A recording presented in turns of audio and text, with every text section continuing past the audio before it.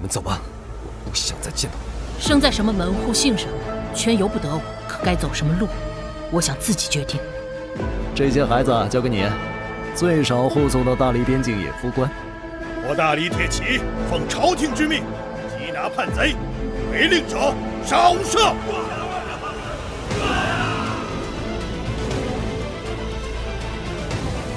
有白玉京在此，13境之下，皆可杀。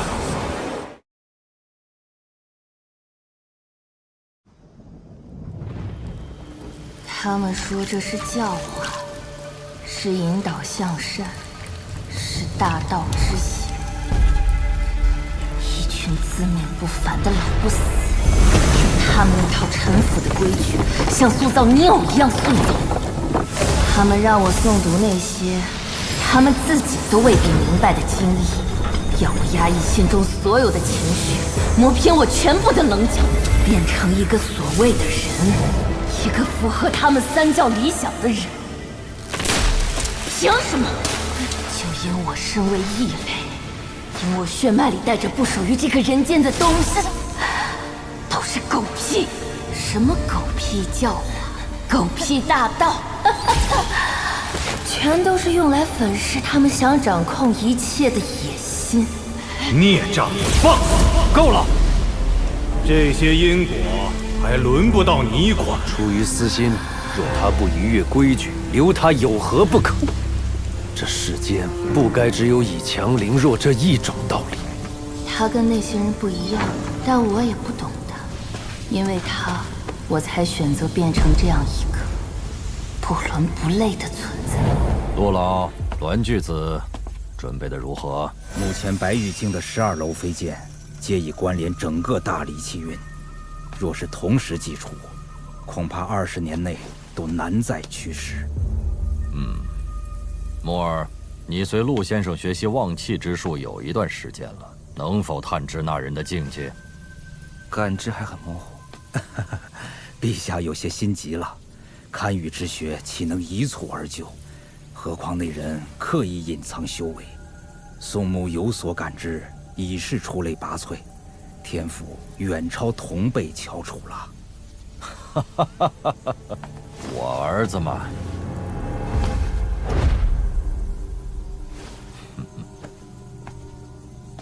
老夫观其气象，那人11境的可能性居多，12境也不是没有可能。陆先生，眼下白玉京尚未见出第13楼，如果对方是第13境修士，该如何应对？13境，你只需知晓，那11境的风雪庙阮氏，在宝瓶州已是极光片羽，而那13境的仙人，即便是在天下最大的中土神州，亦是凤毛麟角的存在。更何况上5境中最后2境早已失传，故而13境就是天底下最大的传说了。一旦跻身此境，就会被天道察觉，被迫飞升，故而得名飞升境。至于飞升何处，肉体魂魄如何，老夫就不曾知晓了。可万一真是13境呢？万一真被你小子乌鸦嘴说中了，也无妨。我大理不正是靠着将那些万一逐个打破碾碎，才从卢氏王朝的附庸走到了今天？这些道理，宋豫章应该早点教给你的，只不过他不敢罢了。你娘亲看好你弟弟，不过我更看好你，否则你也活不过那年雨夜。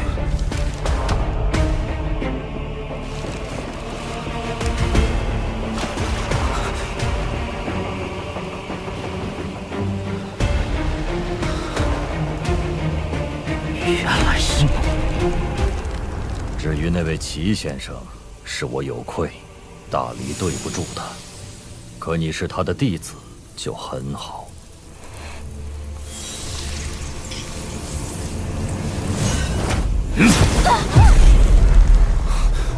你这小毛贼，偷我大理龙气倒是一点也不客气，可别只进不出，否则长春宫的水井就是你的新家。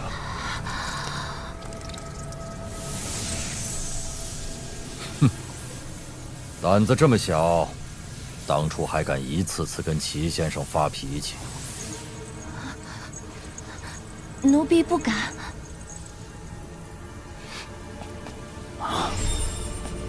来了！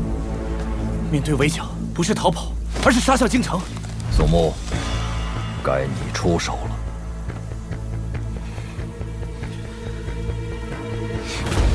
一气化三清，三清化九霄，九霄生12，飞剑列周天。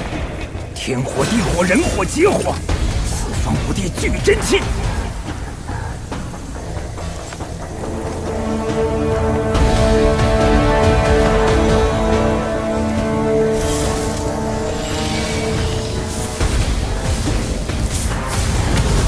离火断魄，照肝胆；潭水洗剑，敌神魂。前3连袭，坤6断；12重楼，剑气悬。今以心火为引，社稷为凭，号令尔等：香火、砥柱、镇岳、三海、桃枝、雷霄、紫电、经书、梵音、浩然气、红妆、云纹、起剑。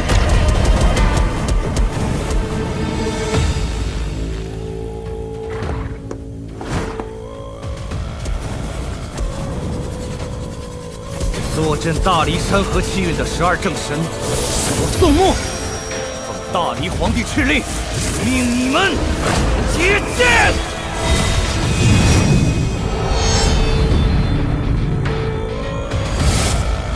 居然连我们都要上，看来这骨头够硬的。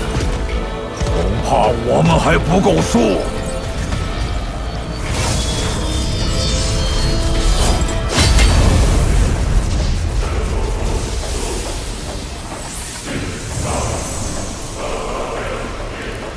东岳奉旨领剑，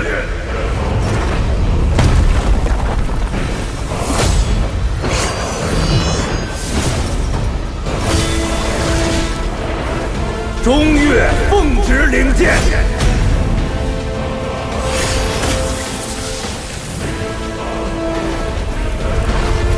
西岳奉旨领剑。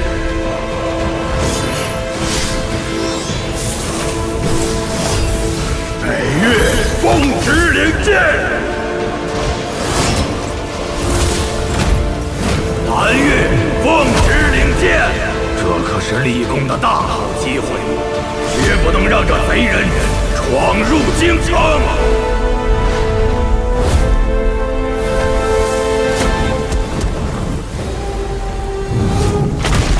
大胆狗贼，休敢在我大理御空飞行！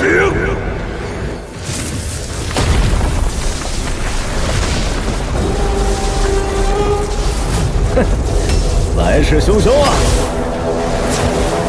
我是赵大理皇帝，识趣的就滚吧！有大理12正神在此，休想越过京城半步！你们已经被我包围了！狗贼，休得！走吧，败给我不丢人。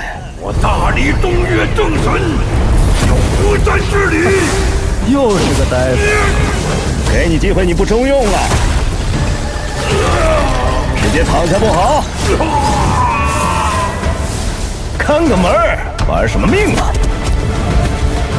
怎么会？东岳正神的金身还有飞剑，就被击碎了。这不可能！行百里者半9十。再来！西岳听令！大理如此欢迎我阿良，这剑再不出，有点说不过去了。呼，不对，是刀。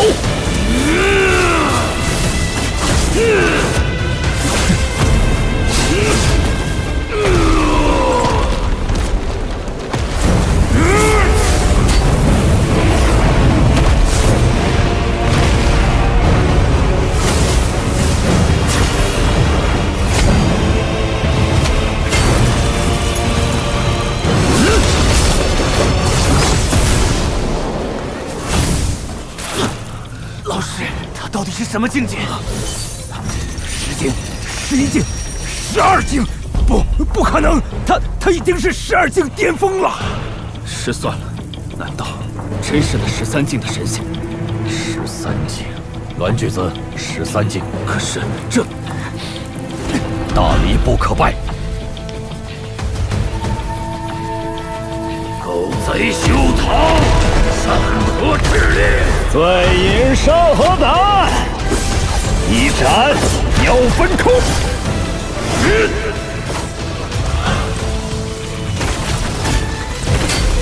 剑气，烈云崖，猛字贯长虹。来，还有哪个不怕死的？剑锋为笔墨，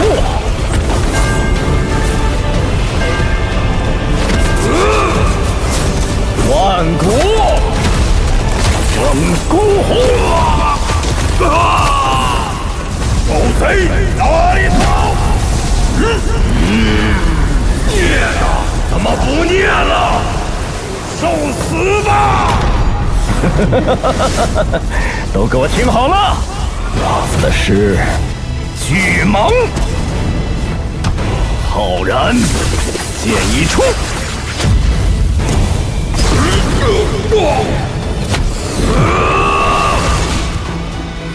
扫尽不平路。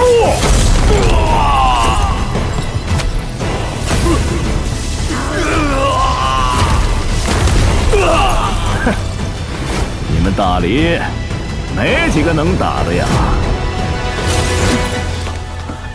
大理5岳都败了，我们根本没有胜算。栾巨子，还得多久？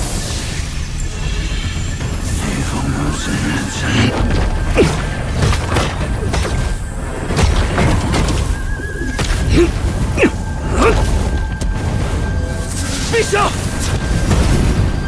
墨儿，起身祭剑吧。13境，居然有13境！原来我就是解决那个万一的代价，而且你知道我别无选择。你可以选择站着死，祭剑吧。墨儿放心，老夫会为你护法，你只需全力击剑，那狗贼在阵中必死无疑。如果我死能碾碎这个万一，那我宋穆接剑！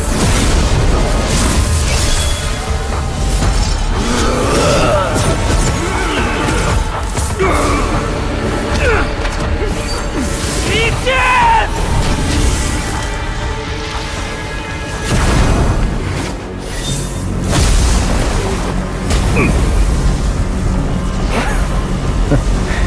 这假东西还真厉害！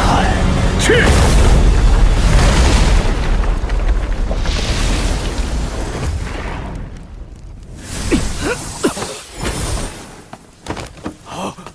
公子，你怎么样？愚蠢之极！解决掉了吗？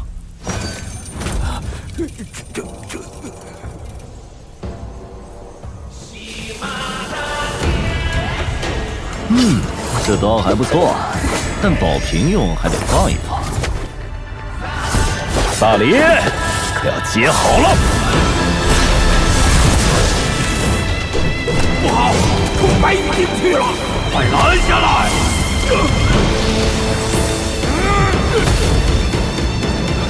都给他让开吧！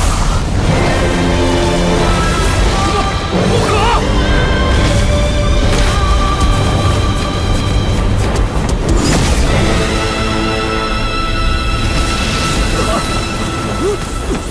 国师大人，怎么会？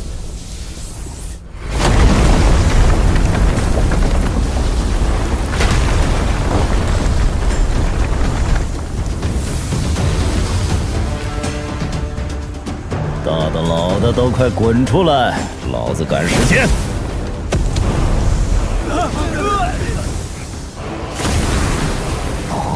10境武夫，大理宋长靖，愿酣畅一战，虽死无憾，不枉此生。不错。喂，里头的5个，哪个是大理皇帝？还不快出来磕头认错！我数到10。你。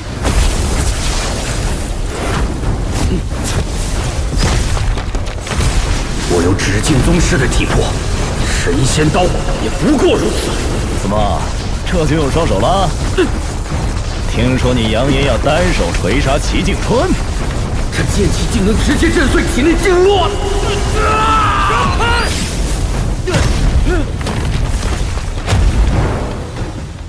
墨家雷甲。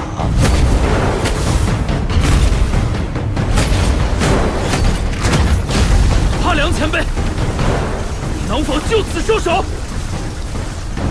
你是那个栾什么来着？墨家栾长野。哦，我就奇怪宝平州怎么有人能造出这么一个拙劣的小号白玉镜，原来是你呀！我造此楼时，曾向齐先生讨教过。齐景春人都死了，还能拿他当这白玉镜的护身符？脸皮比我阿良还厚啊！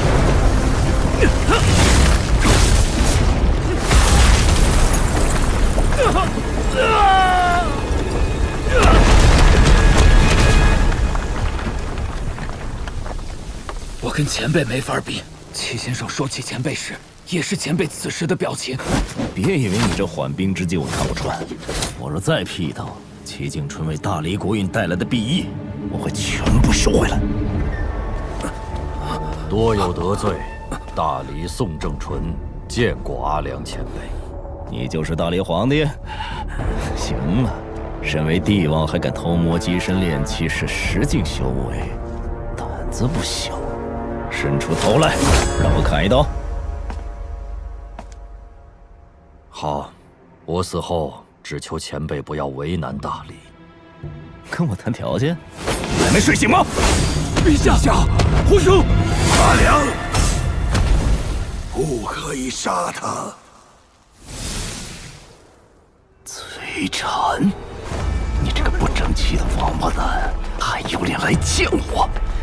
真当我阿良不敢把你一刀砍死？阿良，是你当年亲口说的，我崔禅可以走自己的路。任何人在追求一件事情的时候，都会付出代价。但是阿良，齐景春后半生的心血都在大理。你放屁！人都没了，还有脸跟我说这个？我说的是事实。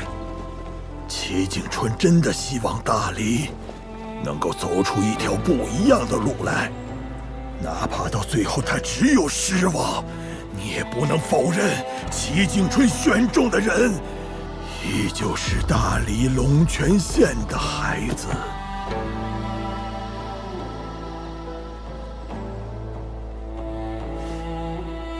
你从小就喜欢跟齐景春争这争那，争不过就争不过，有什么好丢人的？玩弄这些上不了台面的伎俩。老头子这一生惊天动地的壮举多了去了，哪怕最后自求于功德林，依旧洁净温和。齐景春也一样，可你崔禅就不行。先生一向器重齐景春。放屁！你崔禅就是太聪明了，心比天高，哪里想得到最后齐景春都能跟那些老王八蛋打得惊天地泣鬼神，你崔禅却沦落到不人不鬼不神不仙的下场，咎由自取啊！所以不为我也为齐景春，阿良，请你就此收手。不说了，跟你这种钻牛角尖的聪明人讲道理，我不如找李怀那个小王八蛋吵架去。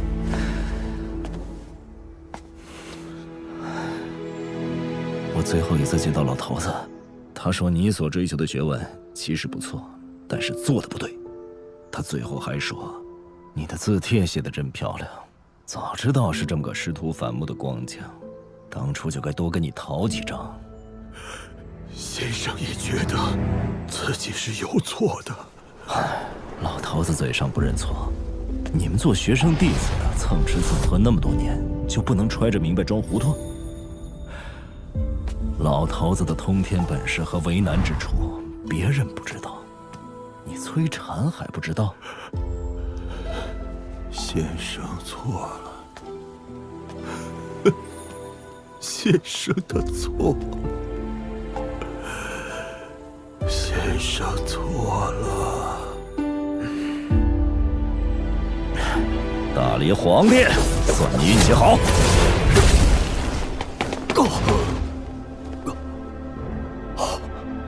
我的长生脚。放心，他缓2、3日便可无恙。魏部，老刘的命是你救下的，我个人欠你和齐敦山一个人情。顺手为之而已。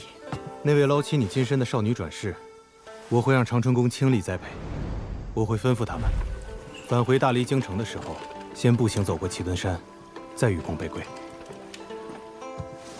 无以回报，只能再谢你一次了。那么多次轮回转世，早就不是他了。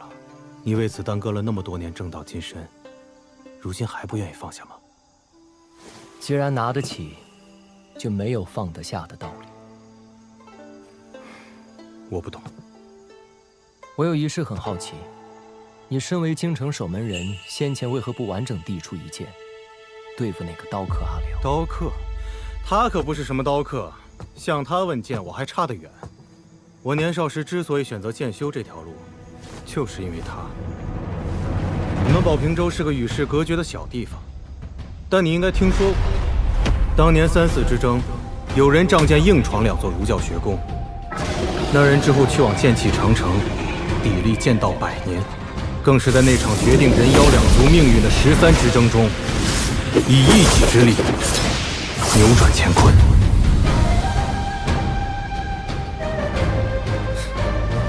你被他捅了一刀还活蹦乱跳，够吹一辈子了。圣人天地，规矩使人，此处人间不可久留。知道了，知道了。别给脸不要脸！当初你干的破事儿还不够吗？催你娘的催！有本事下来打我呀！来啊！这把刀帮我还给那个叫李宝平的小姑娘，她是我朋友，记得客气点儿。没问题。将来小宝平策马饮酒，配刀别葫芦，你们人间有眼福喽！再敢对那群孩子动手，我阿良就算是破开天幕重回人间，也要让你们大理王国记住了。来，天上的告诉我，是佛法远还是道法高呀？到底是谁的本事大，拳头更硬？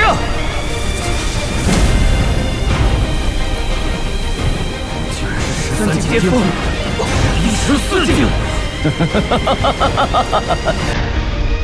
那就容我阿良给你们打过再说。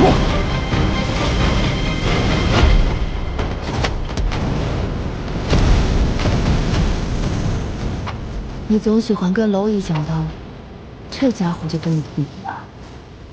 可我为什么觉得还是你更好一些？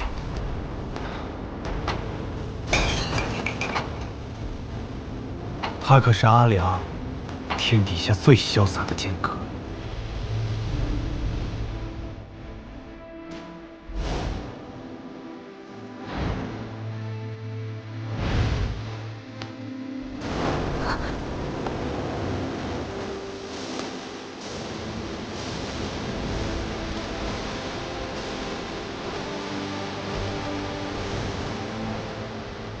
老头子，你说的没错，有他们在，才是有希望的人间。这个人间好看得很，好看得很呐！为了这样的人间出手，才是我阿良。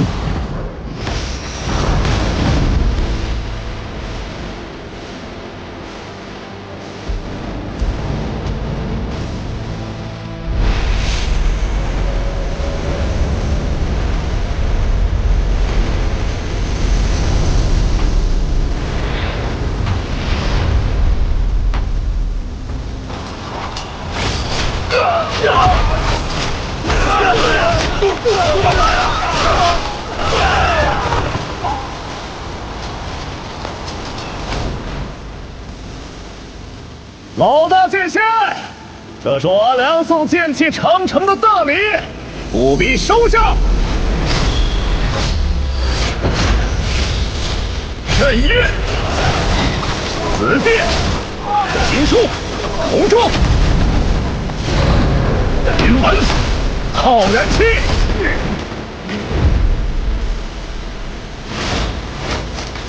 哼哼，诸位起见。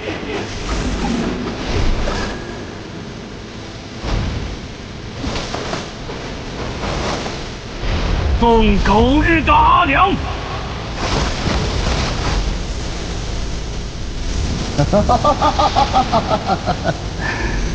都给我等着！